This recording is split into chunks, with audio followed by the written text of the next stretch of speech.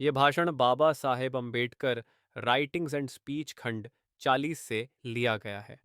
विषय संख्या 245 है। यह 13 अप्रैल 1947 के अखबार नवयुग अम्बेडकर विशेषांक से है। विषय है प्रोफेसर अध्ययन, अध्यापन और अनुसंधान कामों के लिए ही समर्पित रहे। भाषण की तारीख न दिए जाने के कारण नवयुग के अंक की तारीख के अनुसार स्थान दिया है। संपादक मुंबई के सेंट जेवियर्स कॉलेज के पुरातत्व अनुसंधान और पुराण इतिहास इस विषय के विद्वान प्रोफेसर रेवरेंड फादर हेरास का सिद्धार्थ कॉलेज में मोहन जोड़ा के लेवल का पठन विषय पर भाषण हुआ। उस दिन बाबा साहेब अम्बेडकर ने प्रोफेसरों के अनुसंधान कार्य के बारे में विवेचन किया। उन्होंने कहा, फादर हेरास ने अपार मेहनत से उन्हें जो द्वारा मिले सिक्कों और ईंटों पर की लिखावट कैसे पढ़ी जाए इस विषय पर अध्ययन किया। हर किसी को इस बारे में आनंद, गर्व और आश्चर्य की अनुभूति होगी, इसमें दो राय नहीं। मेरे मन में कई सवाल आए कि जिस प्रकार फादर हेरास ने अपना पूरा ध्यान इस विषय पर केंद्रित किया और बेहद महत्वपूर्ण अनुसंधान किया, उसी प्रकार का अनुसंधान हमारे हिंदी विषय के प्रोफेसरों ने क्यों नहीं किया? क्या ऐसे विषयों में उनकी रुचि ही नहीं है, या फिर उनके पास इस काम के लिए जरूरी विद्वता नहीं, या कि साधन सामग्री की कमी है? आज इन बातों के क्या कारण हो सकते हैं, इस पर जरा बारीकी से हम सोचेंगे। मुझे लगता है कि थोड़े रुपए कमाएं और सुख से जिए के अलावा हमारे प्रोफेसर्स के मन में और कोई महत्वाकांक्षा ही नहीं है। महत्वाकांक्षा के अभाव में ही उनके हाथों कोई महत्वपूर्ण काम शायद नहीं हो पाता। कभी कभार वे पाठ्य पुस्तकों पर नोटिस लिखते हैं। नोटिस लिखने के अलावा और कोई महत्वपूर्ण काम हो सकता है, इस बारे में पता नहीं वे जानते भी हैं या नहीं।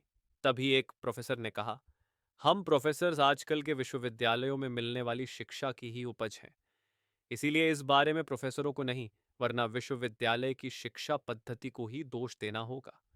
तब डॉक्टर अंबेडकर ने कहा, मैं मानता हूं कि हमारे विश्वविद्यालयों की शिक्षा पद्धति के कारण श्रेष्ठ प्रोफेसरों का निर्माण कठिन हुआ है। हम में से कई प्रोफेसरों को शेक्सपियर के नाटक या काव्य कॉलेजों में पढ़ाने पड़ते हैं। यह विषय पढ़ाने की शुरुआत जब से हुई है, तब से हमारी युवा पीढ़ी को या भारत को किस प्रकार फायदा पहुंच रहा है?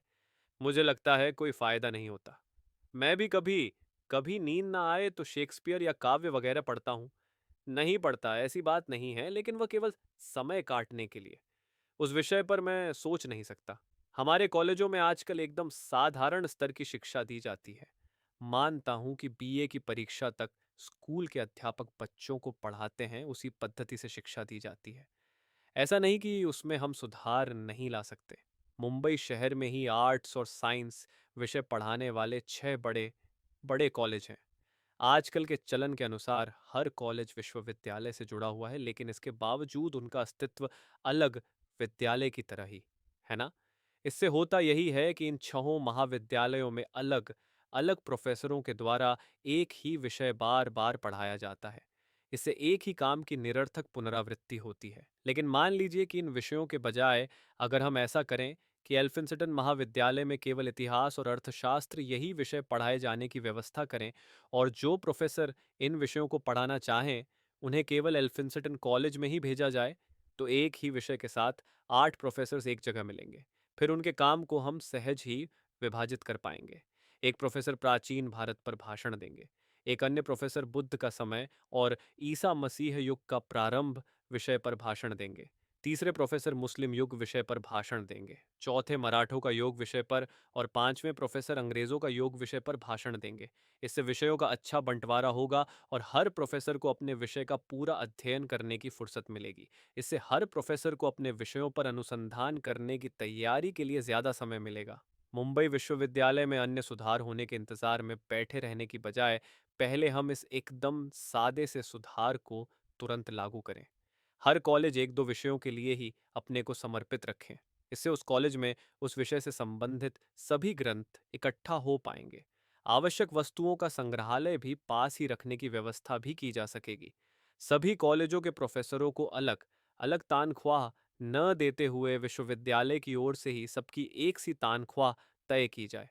इससे आज की तरह अलग अलग ना होकर सरकारी कॉलेज और निजी कॉलेज के प्रोफेसरों की तनख्वाह एक सी होगी।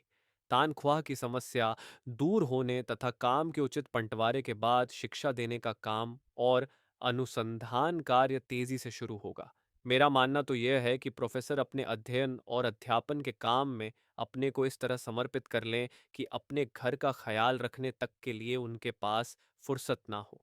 वह काम पूरी तरह उनकी पत्नी के ही सुपुर्द हो। प्रोफेसर बेकार के काम अपने जिम्मे लेकर अपनी जिम्मेदारियां बढ़ाएं, यह मुझे मंजूर नहीं। अध्ययन अध्यापन में अनुसंधान भी शामिल है। इन तीन बातों के अलावा प्रोफेसरों को कोई अन्य काम नहीं करना चाहिए।